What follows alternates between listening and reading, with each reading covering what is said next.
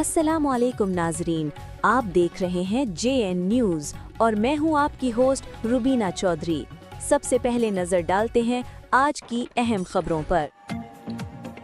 Main बाजार बस्ती लाड़ का ट्रांसफार्मर जलने का संगीन बहरान, बला आखिर हल, बिजली बहाल, कारोबारी जिंदगी दोबारा रफा दवा। अड्डा लाड़ क्राइम रिपोर्टर। मेन बाजार बस्ती लाड़ में ट्रांसफार्मर जलने से पैदा होने वाली शदीद बहरान बला आखिर खुश असलूबी से हल हो गया, जिसके बाद पूरे इलाके में बिजली की फराहमी मुकम्मल तौर पर बहाल हो गई। ट्रांसफार्मर के बार बार जलने से ताजरों और मकीनों को शदीद मुश्किलात, कारोबारी नुकसान और रोज़मर्रा ज़िंदगी में बड़ी रुकावटों का सामना था।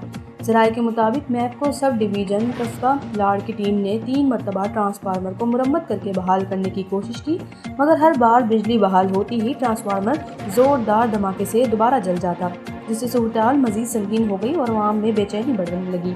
इस नाजुक सूरत हाल पर अंजुमन ताजरान बस्ती लाड़ के सदर राना आसिफ महबूब, राव अब्दुल रहीम, हाफिज मुश्तबा और दीगर नुमाइंदगान ने फौरी एक्शन लेते हुए SDO मैपको सब डिवीज़न कस्बा लाड़ राव अब्दुल कयूम से हंगामी मुलाकात की और मसले को संगीनी से आगाह किया।